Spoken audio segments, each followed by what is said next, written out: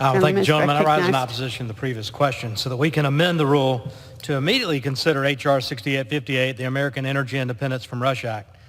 You know, as a direct result of President Biden's war on American energy, the average national gas prices have hit $5. Don't know what they are in Michigan. I know I pay more than $5 a gallon for diesel fuel in South Carolina. This is the worst energy crisis we've seen since 1973. Why we had an energy crisis in the 70s was supply and demand. We had lessening global supply, increased demand as the economy was growing. When will we learn? The American people are feeling the pain directly due to the policies of the Biden administration. And this shouldn't come as any surprise to the American people, and really it doesn't. Because the president said during a presidential debate that he would phase out oil and gas production in the United States, and that's exactly what they're doing. It's costing moms and dads around the country. And Democrats are wondering why gas prices are so high. It's unbelievable. What's even more unbelievable is that President Biden killed American energy at the same time greenlighting Vladimir Putin's Nord Stream 2 project to allow Vladimir Putin to produce energy, sell it to Europe. We can't do that here at home. The logic of Joe Biden and the Democrats kill American energy while promoting energy developments of tyrants in Russia, Iran, and Venezuela is unbelievable. You know, it's simple. Y'all are playing politics with this country's energy crisis. Democrats want high gas prices so they can push their fallacy, a utopian world of wind, solar, and EVs for all. Meanwhile, the American families are choosing between filling up their tank and feeding their families, doing other things they're used to doing, because they're having to pay more at the pump.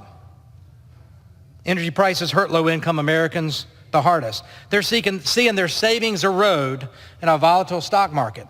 More of their paychecks going for basic commodities due to the rampant high inflation, and they're paying record high prices nationwide to fuel their vehicles. Energy Secretary Granholm's solution for high gas prices? Buy a $55,000 electric vehicle. They can range up to $90,000. How many American families can afford that? Even the Biden administration knows that's a failed approach. You know, I saw a Democrat plan recently that we're going to choose more of the Strategic Petroleum Reserve to increase supply. Okay, you acknowledge a supply and demand issue. They're currently tapping the SPR at record levels to meet demand. The SPR fell to 538 million barrels just last month, and that's the lowest level since 1987.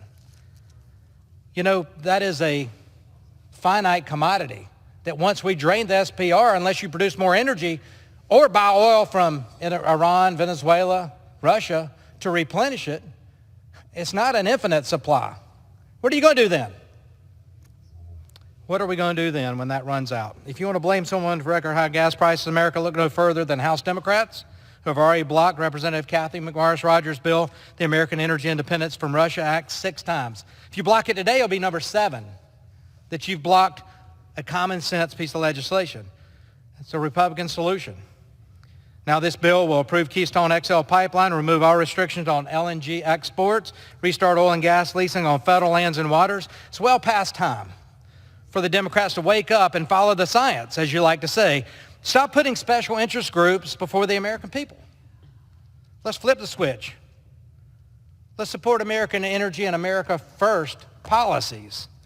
And let's support the American Energy from Russia Act, unleash American energy production and security, take the first steps toward lowering gas prices for the Americans. Quit playing games. We're going to release the SPR oil to increase supply, to lower the price of the pump, because that's temporary. Because once that supply is used up, you're not going to have that to put back into the market. The gentleman's time has expired. Madam Speaker, I yield an additional 30 seconds to my good friend. Gentleman's recognized for additional 30 switch, seconds. Folks. Let's support American energy independence, and I urge a no vote on the previous question so the House can immediately consider this common sense legislation by Kathy McMorris-Rodgers. And I yield back the balance of my time.